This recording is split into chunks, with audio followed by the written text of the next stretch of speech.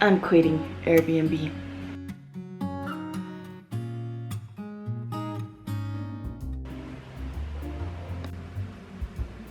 So we're taking off again. We're gonna be traveling in a few weeks, and me and the girls had to sit down and kind of ponder what we were gonna do with our home here. If you're new to me, hi, my name is Karen, and my daughters and I have been traveling full-time for the past 5 years and using Mexico as our home base for the past 2. Now that came about kind of organically, and I'll put the video in the description in case you want to see the whole story of how we started Airbnb in Mexico. But basically, we fell in love with the house, knew we weren't gonna be here full-time, we were gonna be gone like 4 months at a time. The landlord herself suggested that we sublease or Airbnb. Good morning, sunshine. I did not forget. But now it's been about 1.5 years since we moved into this house, and I think my feelings on the subject have changed, and I want to share with you why. So before we start, we are travelers, and we are kind of using Airbnb as a way to be able to have a home base and keep traveling. So we've acquired a few more things, but that's not it, because she's coming with us. Excuse me, Poopy. You can't be on there. Don't attack me.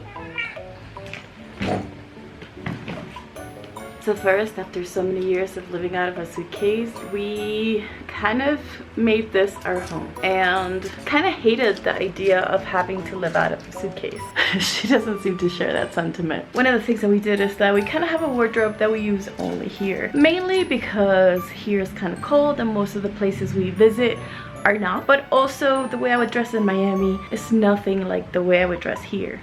So that saves us a lot of money on luggage. Then we have our decor. So I use my kids' art to decorate the home and crafts. I feel like with Airbnb, there's always a degree of loss that you're going to experience. And losing that would not be something I am willing to do. But I also can't take it with me on my trip. Another one would be the plants. So both you and I know that I have a tendency to kill my plants. I'm not really upset that they die while we're gone, but that has been the case. Even though the Airbnb comes with a person that comes once a week to make things tidy and water the plants, sometimes the guest has not wanted them to come and they haven't been able to take care of the plants themselves, so they die. So we tend to decide everything as a family, so I think it's important to show you guys what my kids think and why we decided not to Airbnb anymore. Why did you not want to list on Airbnb? I guess one of the main reasons is because I don't like the idea of someone like using my room who I don't know at all. I guess my second reason is because I don't want to clear my room out because it's a lot of work. And I have so much stuff that would need to be put away and moved out if we were to Airbnb it. And I don't like the idea of doing that. So this bed, for example, is 2 single beds. So she would have to like separate them. And as she was decorating, she got a comforter that fit both single beds together. I would personally have to buy 2 single spreads to be able to accommodate that. And then she has all these little knickknacks and her stuffies. Yeah, like she has her little collection, her crafts, her little containers, all her makeup. Probably even those because the humidity really got to her posters last time we were away and all the posters ended up on the floor. We don't have that much control over the humidity while we're gone.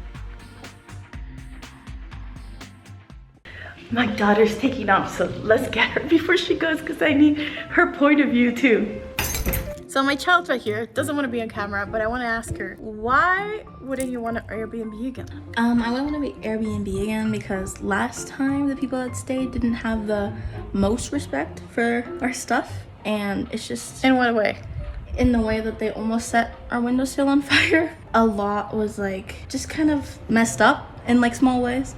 And then also before, like I wasn't fully moved in yet, so my room wasn't like fully decorated, but now I'm like fully settled in and I just don't feel perfectly comfortable with someone settling into my space and me having to take down everything in my space so nothing gets ruined or taken. We need a cacao break. Let's make some.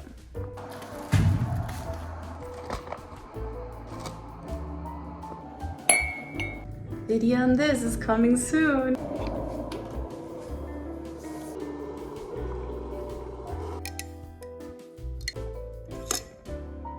And it's delicious.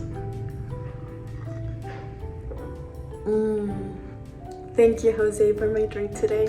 Another issue we have is that some of our items are broken. This had nothing to do with our last tenants. I think it's just wear and tear of us living here because the house came furnished. But our little atrium is all dead. The plants on this contraption have also all died or gone outside. The couch is hanging on for dear life and I have not made a new one yet. So I think that for the home to be at Airbnb level, which I consider like hotel area, I would need to invest a little bit of money before we go. I would have to buy new towels. I would have to make sure that we have all the plates needed, which I think were out of bowls because they break all the time. And I'm personally not necessarily willing to do that. And because, as I mentioned before, we're all artists. There's projects that are halfway through that haven't been finished. Like my daughter started this mural. Now for the things that we have acquired while having a home base in general and now living out of our suitcase, this is where we decided to store it last time. We put everything in this bathroom, which is off of my daughter's room. It's like the master room bathroom. So then when we rent the place, we rented with 1.5 baths instead of 2.5. But everything that we put in here while we're gone got moldy. Not a little moldy, a lot moldy. And we had covered it in plastic, put it in Tupperware and that kind of thing. And still, it was completely covered in mold and wet. A lot of the things were wet. And we left the window closed. We really didn't know what to expect. It was our first time. I had to throw out a lot of the things and a lot of things were damaged and we had to wash everything when we got back. It was kind of sad to see our belongings not be the same way that we left them.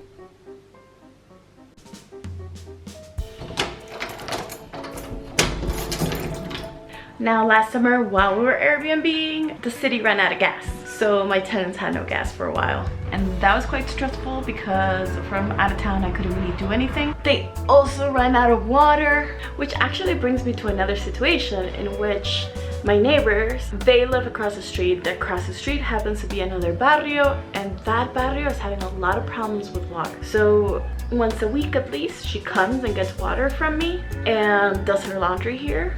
And that is something that I don't want to tell her that she has to stop while I'm gone. I think it would be really nice for her to have water still available while I'm not here. They're really kind people, and I think water is a necessity.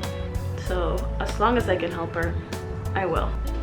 While I was gone, I also had the washing machines break, and then when we got back, I had to like get it fixed like 4 times before it actually functioned properly. So even though the landlord paid for that, it's still like something huge that broke that I had a problem with. The refrigerator also broke.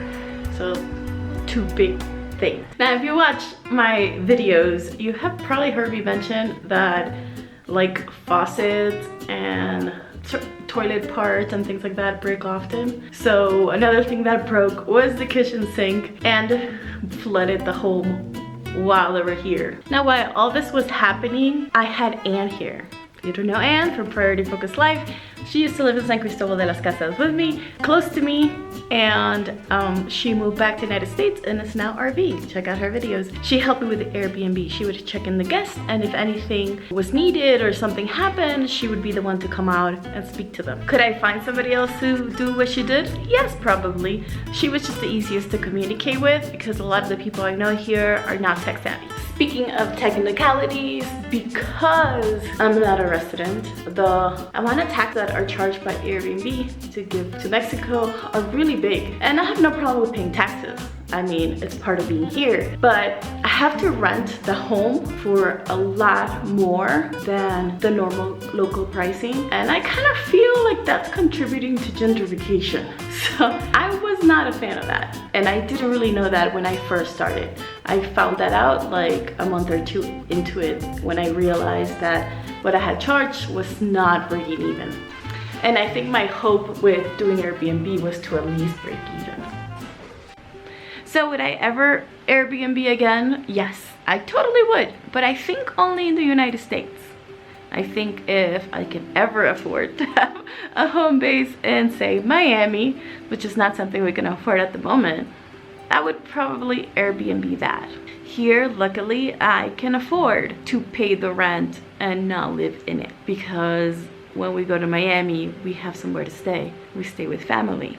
So it's a trade-off. I don't see it as a loss. I see it as keeping community. There's a lot, you know, I'm keeping my home intact. My neighbor gets to use the water, and there's a lot of perks that come along with not renting it out. And I'll be able to have somebody and come and ventilate the house so things don't get moldy. So I hope this was helpful to you. That is the reason I decided not to Airbnb, and I'm okay with it, at least for now. Thank you for watching. Love you. Bye.